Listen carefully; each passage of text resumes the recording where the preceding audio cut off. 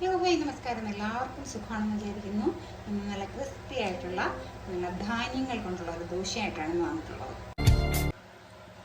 1 cup പച്ചരി, 1/2 cup ഉഴുന്ന്, 1/4 cup പയർ, 1/4 കപ്പ് തുവരപ്പരിപ്പ്, 1/4 കപ്പ് കടലപ്പരിപ്പ്, 1 ടേബിൾ സ്പൂൺ ഉലുവ. നന്നായിട്ട് കഴുകിയിട്ട് കുറച്ചധികം വെള്ളം ഒഴിച്ച് വെച്ചിട്ടുണ്ട്. ഇതിപ്പോൾ 3-4 മണിക്കൂർ കഴിഞ്ഞിട്ടുണ്ട്. നന്നായിട്ട് കുതിർന്ന് വന്നിട്ടുണ്ട് കേട്ടോ. ഇതിപ്പോൾ ഇത്ര മതി. നമുക്കിതിനെ അരച്ചെടുക്കാം. ഇത് നമുക്ക് മിക്സിയുടെ ജാറിലേക്ക് ഇട്ട് കൊടുക്കാം.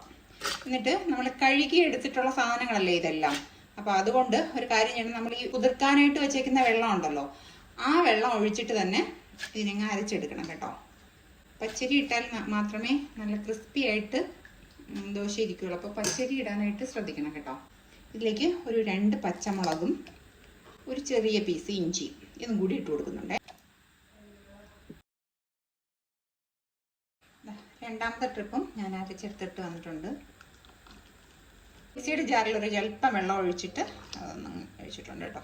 എന്നിട്ട് കൈ നന്നായിട്ട് കഴുകിയിട്ട് കൈ കൊണ്ട് നന്നായിട്ട് ഒന്നങ്ങ് മിക്സ് ചെയ്ത് വെക്കുക കേട്ടോ. ഒന്നുകിൽ ഓവർനൈറ്റ് വയ്ക്കുക, അല്ല വൈകുന്നേരത്തേക്കാണെങ്കിൽ രാവിലെ അങ്ങ് അരച്ച് വെക്കുക കേട്ടോ. നല്ല ഹെൽത്തിയുമാണ്, എന്നാൽ നല്ല ടേസ്റ്റിയുമാണ്.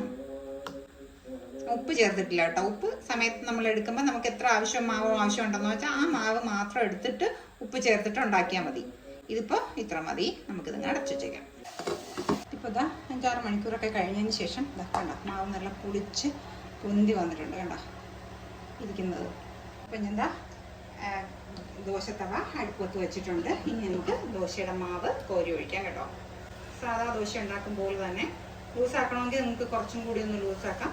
എന്നിട്ട് നല്ല പേപ്പർ റോസ്റ്റ് പോലെ നല്ല കട്ടി കുറച്ചിട്ട് പരത്തിയെടുക്കുക കേട്ടോ. നെയ്യോ വേണമെങ്കിൽ ഓയിലോ ഒന്ന് ബ്രഷ് ചെയ്ത് കൊടുക്കാം. അപ്പോൾ നല്ല സോഫ്റ്റ് ആയിട്ടിരിക്കും.